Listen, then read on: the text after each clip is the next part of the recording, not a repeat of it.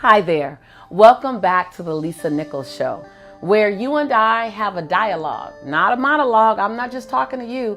We're having a conversation together, and where I get to share some of the tools that worked for me in transforming my life. And ideally, they do the same for you and help you to achieve the life that you love. One that's not on fire, but that's on fire. I mean, it turns up every level of your life, from your love, your relationships, your finances, your health, your wellness, your spirituality. Any area that you want to turn up, we turn that area up.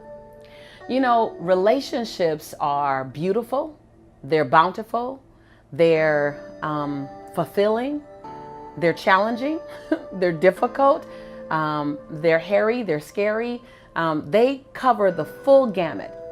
Here's what I know about relationships. When you talk about living an abundant life, when you get to the end of your days and you're sitting in your rocking chair and you really can't do too much other than just chillax, you don't need to do anything else. You've lived a full life. You're not going to say, man, I should have had one more meeting. Oh, I should have created one more program. I should have started one more business. I should have went to one more conference. You're not going to ever look at, I should have bought one more car.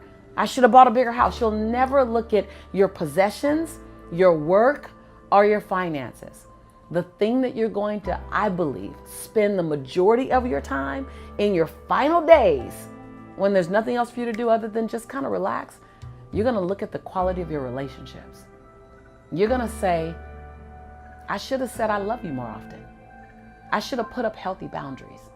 I should have given love a chance, or I should have stepped out of that unhealthy relationship sooner, quicker, faster. I should have figured out how to communicate. I should have figured out what could make it easier for us to dance together. Whether the dance is with your lover, your husband, your wife, whether the dance is with your children, whether the dance is with your sister or your brother, whether the dance is with your parents. The dance is the dynamic in which you guys exchange and you relay to each other. A relationship is a relay. Relationship. A relay.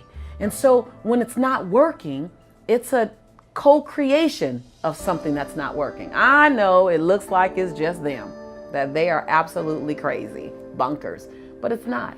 They're not just stubborn. They're not just difficult to be with. It's a relay that's happening. And what I know is that we spend way too much time trying to change the other person in a relationship. And here's what I know. We do not convert people well. I retired from the converting business because I suck at it. I do not convert people well. They're always going to be who they want to be and who they choose to be. But what you can do is you can use some instrumental language. So write this down, because this has been a game changer for me. Number one, when you're talking to someone and it's challenging, don't start with what's wrong. You know, people jump right into confrontation. Well, first of all, let's shift from confrontation to carefrontation. Meaning, we can have healthy conflict, but let me know that you care about me. Let me know that you value me before we go into this conversation. Most people say what's wrong, here's what doesn't work, but you know I love you though. Well, you just beat me up. You just knocked me upside my head. You just hit my self-esteem, and then you're gonna say, but I love you though? No, start with this. This is what you wanna write down. Any one of these sentences. Here's what I respect about you. What I love about you is. What I appreciate about you is. When you do that and truly acknowledge something that you really care about in them, that you really respect in them, and lift them up first.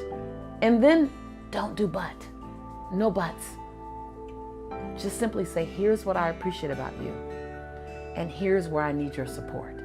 I know the word need and support makes you nervous, but guess what? You really do need their support because you care about the relationship. Here's where I need your support, or here's what will work for me better. Write this down. Or here's something that I really can use your support in. Begin to shift your language. The distance between you and everything, say everything, everything that you want in this relationship lives inside your language first. You modify your language and you will shift your relationship. So again, let's practice.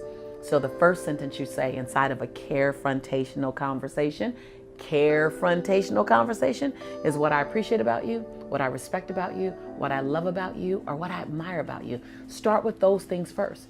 And sometimes you'll have 2 or 3 things to say. Say them all. And here's where I can use your support.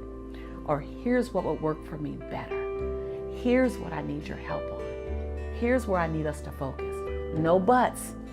And then finally, what I'm committed to do is, you want them to put more in, you put more skin in as well. Here's what I'm committed to do. And your commitment has to elevate the relationship. Here's what I'm committed to do. I'm committed to listen more often and allow you to finish your sentences. What I'm committed to do is I'm committed to not get offended when you are course correcting me. Here's what I'm committed to do. I'm committed to say thank you more often. Just try those things, and the relationship will begin to take a shift. It's not going to transform overnight. Y'all been doing this for a long time, but this is a great beginning. Now, I would love to hear from you. Remember, this is not a monologue. This is not a one-way conversation. This, my friend, is a dialogue. This is a true relationship. And I care about what you're saying. What was something that was said today about relationships that you needed to hear? Who is it that you needed to hear this in reference to? Tell me. I'm not going to mention it to them. Who in your life right now you care about the relationship and you need it to work, and what was said here that you're going to apply? Or who in your life you need the relationship to work because maybe they're an employer or a colleague, and something that I said, something that you heard can help you with that.